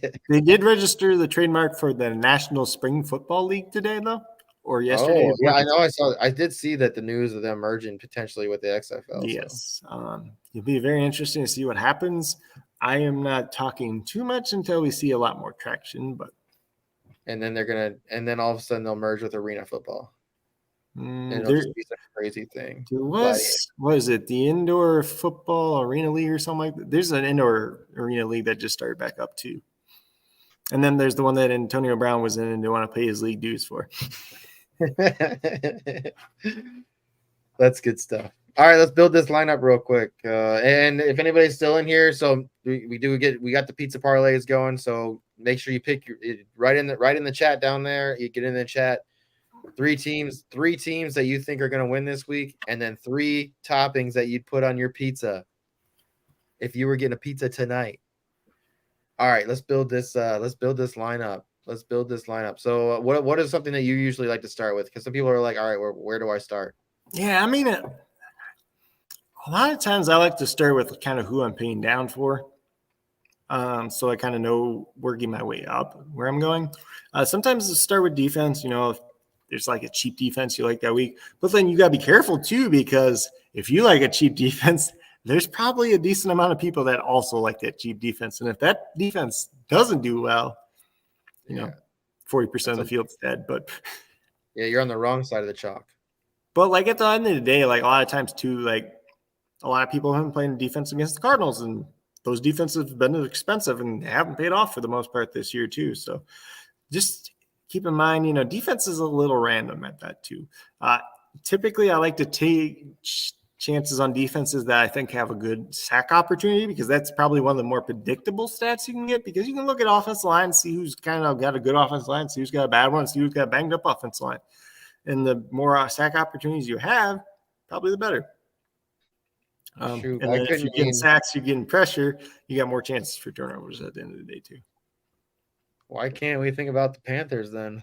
I mean, they're still going to score a lot of points, but I feel like, Cousins is probably going to throw it. There's probably, the turnovers alone. He didn't throw any turnovers against the Eagles though. So they still had a turnover. That's still a turnover. But I like looking down, like if we're looking at this now, like Cardinals defense played pretty good against the Cowboys. So like if you want to just pay all the way down and punt a defense, like $2,200 ain't that bad. Like as much as people love Brock Purdy, he's still Mr. Irrelevant. If you watch this college film, you'd be like, this guy, like his college film. Iowa? Was it Iowa? Iowa State. Iowa State. He looked like bad Carson Wentz. Like that's how bad he played there. So I think it's just weird. But who was it against? Was it against Auburn, where he just like throws it straight up in the air? I think it was a Big 12 game. I don't remember. Then there's the one where like he throws it. and he like throws it and it gets batted up, and then like he like tries to bat it down, but he like hits it up into the air like right up to the defensive player. It I want to say it was like Baylor or Texas Tech, but I don't remember it's which off so the top of my head. bad.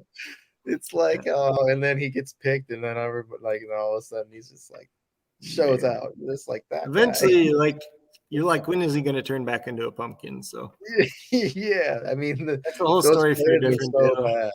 There's But like I mean, like three. you're looking at so like if you look at these defenses like at the bottom, you kind of look at like A, who's got a good defense, B, like who's got a bad offensive line. So like I'm not like the Raiders don't have very good defense. The Commanders got a good defense, but like the Eagles' offensive line's really good. So kind of neutralizes that out. So like you moving up like here.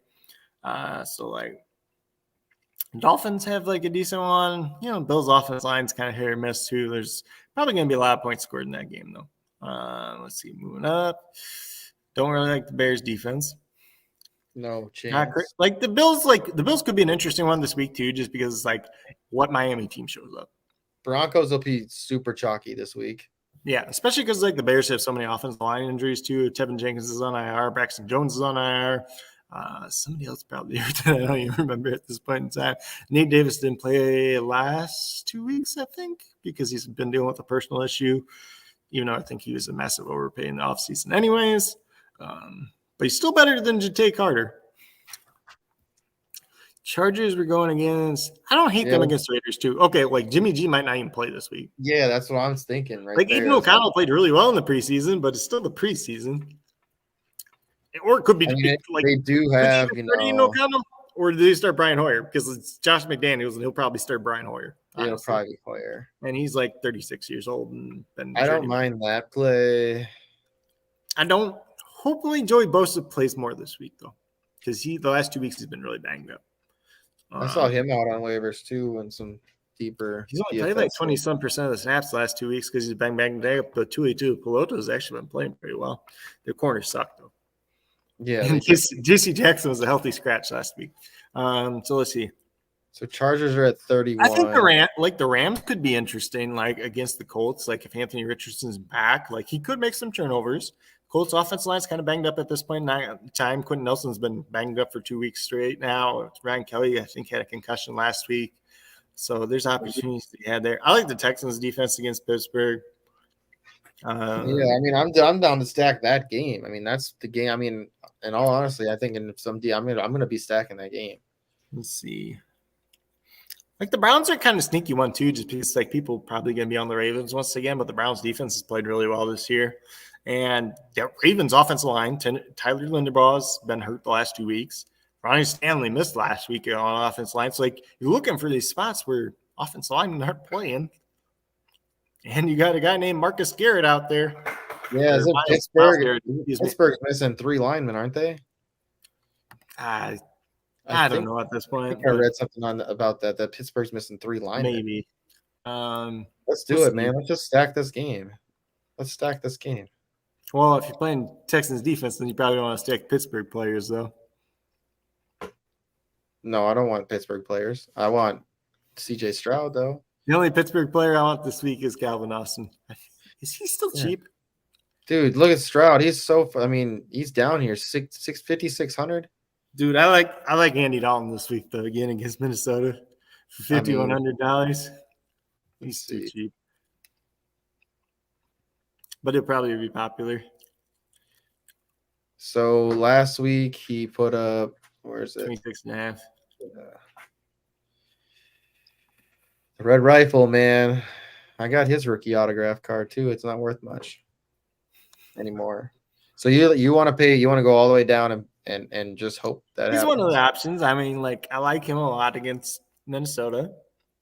I mean, I wouldn't mind just throwing Thielen in there or something like that. Play like that's one of the things you can stack lots of different ones, and this is the beauty of playing multiple lineups. I can play, Andy Dalton, Adam Thielen in one lineup. I can play CJ Stroud and Tate Dale in another lineup. I can play.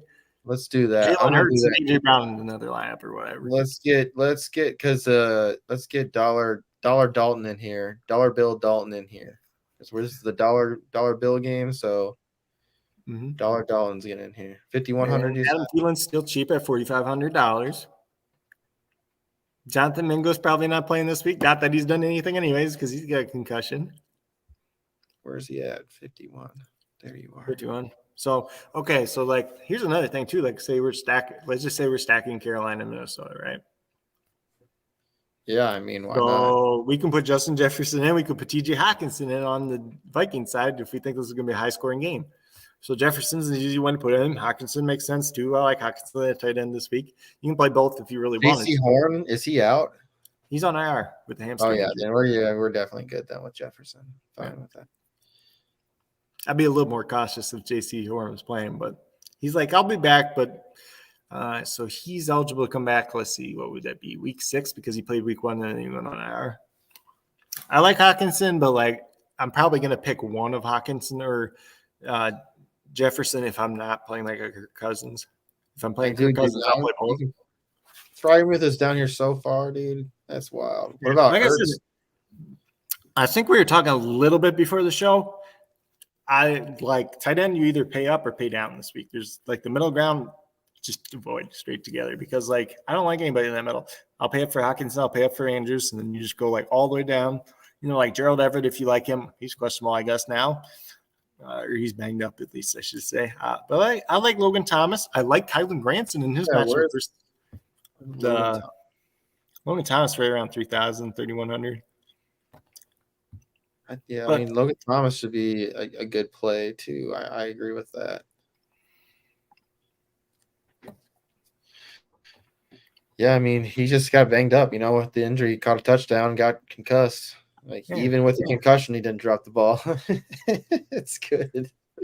But, I like playing – most of the time I play cheap tight end. Unless there's just a really good tight end and a good matchup, I'll play them, but most of the time I just try to get the cheap guy that gets the touchdown. That's the name of the game at tight end. Yeah, you're hoping for that's what you look for. That's why Frymuth, he has 2 touchdowns on the year, and that's pretty damn good. So you're looking $3,500 or less. Frymuth makes sense.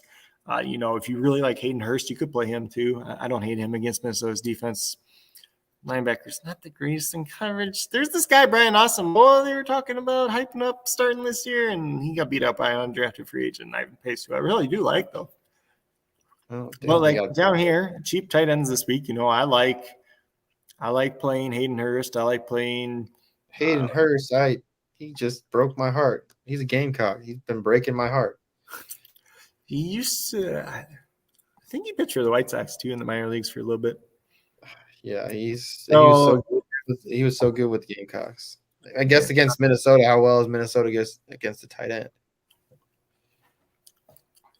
Yeah, I just don't see their linebacker situation that great against tight end. But so you look at $3,500 or less kind of name of the game for me this week, unless you're playing Mark Andrews or TJ Hawkinson. Let's just throw Logan Thomas in there. Is he playing?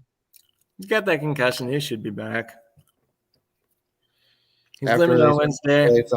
He expects to play Sunday against. As long as he's cleared by Friday, that's all that matters. I mean, I think to me it's like Logan Thomas or pay up an extra $300 for Frymuth. Yeah, I like Frymuth. I like Hayden Hurst. I like Logan Thomas. I like Kylan Granson down there too against the Rams. I don't mind him for the Colts, especially if Richardson doesn't play. Although he did get the touchdown week 1 with Richardson. He also had a very weird photo shoot where he held the football that he caught for his first career touchdown. Oh, a baby. Yeah, he had his wife and everything in it too. It's so good. That's good. It was firstborn baby pictures with this football. It was weird. But yeah, let's put Logan Thomas in for now. Let's put Logie Tommy in. All right. So where do you want to go from here? So basically our average remaining salary is $6,200 per player. So essentially, the way I look at this most of the time, I like running backs in good matchups. That's the way I look at it. So if we go over running back, either that or running backs that are just good value. So McCaffrey's McCaffrey, he's always going to be there. Tony Pollard is fine at $7,800.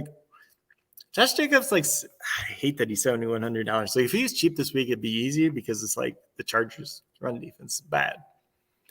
Well, let's see, guys. I like Alvin Kamara at $6,100. Talked about him a lot. Zach Moss has been great at $6,000, which is kind of weird to say that Zach Moss has been great. Yeah, buddy. But when you get all the opportunities, Hey, Madison got all the. It took them having to bring in somebody named Cam Akers for him to finally produce. No, it doesn't matter though. But look, Madison sucked the first 3 weeks or 2 weeks. You know, he played the Chargers' run defense. and he That's what still it's called. fumbled. Yeah, that's true. You're right. And he still fumbled. Like Yeah. they didn't call it a fumble, but it was a fumble. Kind of the sneaky. Okay, so like this one's kind of sneaky too because like you got James Conner. Like James Conner has been really good this year. He's $5,900. Like he should be higher priced than he is, and nobody's ever gonna play him just because he plays for the Cardinals. Like it's just this weird thing. They play against San Fran though. You know, I'm worried about that. Yeah, I don't worry too much, but it's just like because like even like I was on Connor, man. I was pretty high on Connor. I thought, I mean, he's the one of my favorite things this offseason was the interview he had where he said, you know what? You should draft me because everybody behind me doesn't even belong in the XF or USFL, I think he said. Doesn't even deserve to even play there. And I'm like, all right, dude, you're right. There's nobody else gonna fucking run the ball. It's just it's just you. But then like, you know, you like kind of the 6,000 list range is kind of where I look at a lot this week. You know, Miles Sanders versus Minnesota looks like a decent matchup. DeAndre Swift's been really good the last 2 weeks, so he's probably going to be really popular at 5,700. I'm going to tell you that right now. But they said they're going with the hot hand approach. So if, you know, Gainwell comes off and rips off a couple good runs, then it's going to be Gainwell, not Swift. So don't like matchup for Brian Robinson this week. Don't really care too much about Rachaad White. Najee's got the good matchup against Houston, at least where they've been giving up 6 rushing touchdowns. So it's just like a guy that's not going to get played a lot. I still like Gus Edwards. You know, I don't care too much for that Cleveland matchup, though. I'm trying to think of anybody else that's really cheap. So not too much else there, honestly, unless you're going down to like Tajay Spears. Khalil Herbert's there. There's Denver I don't hate. Roschon Johnson is going to be popular probably this week just because they're going against Denver and everybody loves Roschon, but I don't mind going to Khalil Herbert. But that's kind of like if you're playing in a bigger field tournament, you know, it really just depends on what type of tournament. So like we're in a single entry one now. I'm probably not going to play Khalil Herbert in a single entry tournament. Yeah, so in single entry, I'm going to look for like safer picks. So especially like the fact that we're already playing Andy Dalton. No, I agree. And Logan Thomas. So I don't think a lot like if we're playing Andy Dalton, Logan Thomas in the Texas defense, not sure how many other people are going to get to that. So like if you want to play Zach Moss, you know, he's pretty safe, I guess, at this point in time. I mean, I think him and Kyron Williams played 100% of snaps last week. Yeah, running back. Yeah, but he also had 8.5. Is it not okay? He did really bad. It's because he's small. I mean, he got stuffed a lot at the goal line. A lot. Yeah, I don't know. Like, this is probably where I get to, like, let's fill the other positions and then see what we come back to at running back, you know, for the most part. All right, we got wide receiver, flex left. Let's see. How much is Tank Dell again? Just type in Dell. Right here. There you go, 46. 46 on DraftKings and 54 on FanDuel. I don't mind him this week again against Pittsburgh. So like, just throw him in and you get $7,100 per player. So then it's like, do you want to pay up at running back? Do you want to go with like an Alvin Kamara at $6,100, pay up somewhere else? Why don't you just hit flex first, find who you kind of want. I mean, you could pay up for your guy there. I mean, I guess you could go running back, find who you want. Like, I don't know. Like, if you look at flex, like, just let's go to the top names in flex real quick. So, like, Tyreek Hill's there. He's been really good, but I don't know, Mr. Davis White. They're going to pay a lot. Allen versus Vegas. I mean, I wouldn't mind just keep firing up Keenan Allen until he's done. Man, he's going to get so much attention, and then like he plays a lot in the slot. Nate Hobbs plays in the slot, and he's a pretty good slot corner. So I'm just like, I'm just not really on there this week. He's a little too expensive for my taste. I like the matchup for Devontae Adams, but who plays quarterback this week? That's kind of a big issue. Like 40-something points last week in DK. I know, man. It's wild. It's like sometimes you want to take that point because I mean, Adams is, I mean, everybody was so off of Adams this last year, right? And then all of a sudden he's just, again, top damn, wide receiver. It doesn't, I mean, he might even be just wide receiver or quarterback proof. I think, though, you talk about this matchup with them versus the Chargers. I think Jacoby Myers is actually a pretty sneaky play this week. He's cheap on one of the sites. I think it's FanDuel. I don't remember how much he was on DK. I mean, I think I would worry a little bit more about FanDuel, he's even cheaper than that this week. And he had in both games he's played this year, he's drawn a lot of targets. So it's like if you do that, then you can play anybody but McCaffrey essentially. But I mean, then like your running back, you're like, who do you want to play? Because like I don't think Eckler plays this week. So like you can go to Tony Pollard and then you got $900 to pay up somewhere else if you really want to. Or, you just go back to wide receiver, figure out how you want to play over there too. There's a lot of different ways. Like you could spend 2 hours just tinkering with a lineup. Yeah, that's the worst part though. When you start tinkering, you're like, damn it, I should have left that guy. Yep. The glory of DFS. I mean, we can roll with this if you want to roll with Kamara, just to like I like Kamara. It's a little bit different too. I don't think a lot of people are going to be playing in week 1 back. And then flex, we got $8,100 in the flex to play with, right? Yeah, so I mean, so we could stick in any of these players, right? That's still like I kind of like Jamar Chase just like sneaky this week, just because everybody's trying to count him out. I'm not afraid of the Titans corners by any means. Christian Fulton should be. I think he came back last week. I love CeeDee Lamb. A lot of people don't like him this week for the Patriots. AJ Brown's been kind of down as of late too. So maybe he's like, this is kind of like, do you want to play somebody that's going to be chalky, or you want to kind of buy low on like a Jamar Chase or an AJ Brown or somebody like that? I mean, it's crazy. You're saying buying low. I mean, you are really buying low right now. They haven't scored a touchdown this year. I mean, I guess we could go with Jamar. I mean, do we know that? I mean, do we know that Burrow's going to be playing? No, we don't. No idea at this point. I'm good with this. We got 300 left on the salary. That's fine. You don't have to spend all your money on a.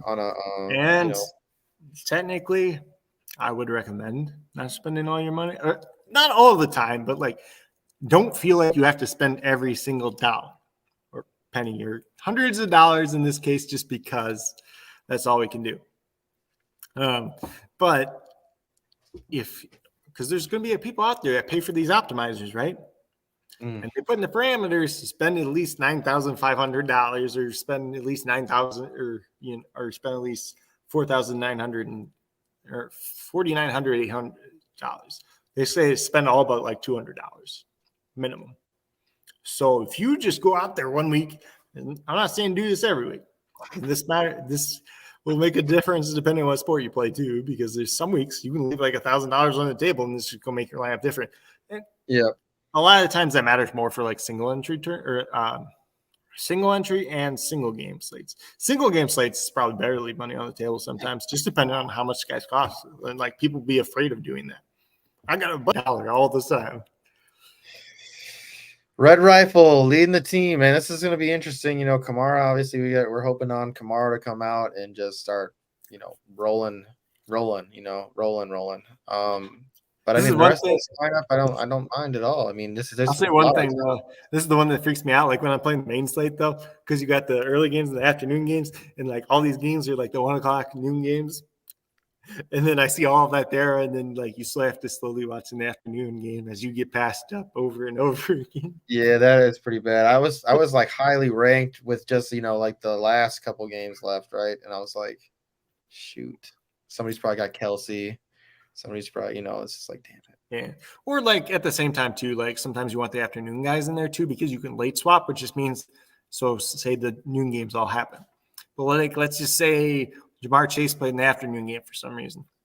Doesn't this week, but this is an example. We get news all of a sudden that Joe Burrow's not going to play, then we can move Jamar Chase over to somebody else. Yeah. Gives you more flexibility too. But, people have all these theories like the early games score more than the late games, or late games score more than the early games. And, there's data tracking, all that stuff out there. And at the end of the day, it's kind of just a wash. Yeah. I mean, DFS is fun, dude. I like it. It's, I mean, I've been trying to get back into do some prop betting. It's tough. I mean, doing some props if you're getting into parlays, unless you're, flexing it, which you can. I don't know how many other places you can do it besides, Prize Picks where you can flex a play. Okay. One of the other places that I do help promote Parlay Play does do it. So if you're interested in that, go over there, sign up for Parlay Play, use Coach Craig. You get 100% first match deposit up to $100 over there. I think if you had like your email in too, they give you an extra $5. They do what they call like reload deposit offers all the time too, where they send you emails, be like, hey, like if you put $50 in this, we'll give you an extra money on top of that too. So it's a really good one. They're really similar to Prize Picks in a way. Platform's a little bit different too, but you can flex over there as well. Or I think they just call it insure. I don't know. Yeah, just flex just means like if you miss on one, like say you have a three leg parlay, right, or 3-leg prop parlay, and you miss on one of them, you still get a percentage of money. It's not like if you power play or play all, and they all have to hit, right, you get that more, bigger payout. But if you're not, Craig is right. Coach Craig's right when it comes to some of this. I mean, like last week when I had that 5-leg, right? Well, I hit on all of my legs except for one, and I was pretty sad about it. And I looked back and I said, man, I shouldn't have bet on rushing yards. I should have went after touchdowns. I mean, logically, it's probably safer anytime touchdown. And I mean, paid out, $100, which is crazy. Hindsight's always 20/20 at the end of the day. When I prop bet stuff, I either bet one prop or I flex for stuff that I play, just because that's the way, like for me, it's the safest way. It's the easiest way for me to make sure that my bankroll keeps growing, which I know like Iggy and Evan doing their show, they can talk a lot more about that in depth. Yeah, definitely agree with that. But let's get our parlays in real quick, our pizza parlays in real quick, and then we'll get out of here. I got to get some video editing done for tomorrow's show. Yeah, we got a lot of stuff going on tomorrow. Thursday's a busy day. Obviously we got your show on Friday. The week keeps rolling, man. Just keeping things going. So let's get our pizza parlays going. What do you got? I haven't even looked at what college football games for game of the week yet. Some weeks I do just one game. And like 2 weeks ago, there wasn't many good games out there to pick from. But then I went West Virginia and Pitt because it's the 6th or 14th oldest rivalry in college football. Goes back like over 100 years. Man, the Gophers game would have been a good game last week too to pick. I mean, there was a lot of highly ranked running back. I mean, dude, their running back games is crazy. I mean, they went into overtime too. I mean, that game, South Carolina game, that game ended up a very close game. But they play Missouri State, yeah, or Mississippi State. I think they play. Mississippi State. If it was a close game against Missouri State, you got a bigger issue. Desmond Ritter, Spencer Rattler, SEC Player of the Week. Let's go, baby. All right, let's get some pizza parlays in real quick. You said I know yours. You can read yours off. Yeah, let me find that again because I got yours. I got yours if you want. Yeah, so I have for pizza parlay, I got the Chargers. They're going against the Raiders. Jimmy G plays. If Jimmy G doesn't play, I don't really care. Evan, if you're out there listening still, I'm picking your Chargers. They're not going to blow it this week, even though they try to blow it every week. I just like what they could be. If they get that quarterback, even better. I like the Broncos against the Bears. I think the Broncos are going to come off piss off. Very few times in his career has Sean Payton gone 0-3. Yeah, even rare for him to go 1-5 or 0-4. Him and Russell Wilson. A lot of people out there trying to say they don't get along, but apparently they've been getting along pretty well. So Russ looked a little bit better this year. Get Marvin Mims a little bit more involved, and good things will happen. And then a nice little stack in DFS too. A little Russ and Mims stack this week would be pretty inexpensive. Yeah, I think Mims is $3,900 still. And then the last one, I got the Eagles against the Commanders. I love Sam Howell, but Eagles team's just good. Yeah, they're damn good, man. They're gonna keep rolling. What you got for your pizza? So I had a little bit of pizza earlier today. I had, or I shouldn't even say earlier. It was like a little bit before this, but I had pepperoni. I won 2 slices of pepperoni. I won a sausage. So pepperoni sauce is pretty safe. I mean, if I get a little bit, I do like a good mac and cheese pizza though. Yo, that's fine. Yes, sir. That is awesome. All right, so damn it, now I want mac and cheese pizza. Dude, makes a good one. Lots of Matzah makes a really good mac and cheese pizza. They definitely do. There's a local place here, Polito's, that makes a pretty good mac and cheese pizza too. It's so good, man. Mac and cheese pizza's fire. Man, if you can get the what are the small pizzas they make, like the flatbread pizzas? Oh man. That was so good. All right, so this week I got the Colts. I got the Texans. I got your Texans. And I got the Bengals. I mean, that happens if Joey Burrow doesn't play. I mean, I might be a little worried, but man, they're playing Dude, Titans, I and they was a suck. big Jake Browning fan in college too at Washington. Like, if you look at the wide receivers that play with him, they got really good draft stock because of him. And then his value kind of tanked the next year. He played with John Ross and Dante Pettis, both guys who did nothing in the NFL, but were a first round pick, top 10 pick, and a second round pick. And Browning was, I think he was a Heisman finalist the one year, second to last year when he was there. But he spent some time with the Vikings. Really never did anything there. Couldn't even win the third string job half the time, but he stuck around long enough. And then Stefanski brought him over to the Browns, and then he went to the Bengals. I don't know if he still has the record or not, but at one point in time, he had the record for most high school passing yards ever. I don't know if he still got that record or not. That's awesome. All right, I'm gonna get my pizza in. I'm just gonna say, I had Mexican food today and it was amazing. So I'm just gonna build a Mexican pizza. It is what it is, whatever is on it. I'm just taking the Mexican pizza. But yeah, we're gonna get out of here, man. It's been a long show. It's Wednesday. I'm just getting over that hump. Little midweek madness. This has been a fun show. I mean, we're gonna probably keep rolling with Force and Farce. Because it's I mean, even though we run into some players that are still balling, and we don't say you don't potentially have to sit them, right? It's just like, hey, be wary of these players. There's a potential for them to be that farce this week, even though they've been balling. So well, I was good. I'll even say, with that being said too, my rankings should be up on the site at some point tomorrow. Usually I do on Wednesday. Got a little bit tied up today, but so definitely be sure to look out for those. Last week was a very hit or miss week for me, but I did finish top 5 tight end ranker last week. That's what's up. Let's go, coach. All right, everyone. Appreciate everyone being here.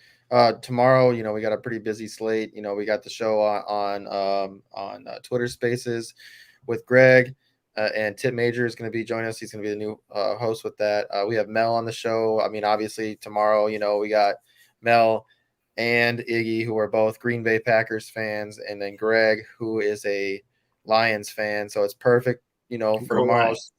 Yeah, I mean, I think the Lions should be able to pull this one out. And then after that show, we got the watch party, which we do every Thursday with the fantasy football advice network.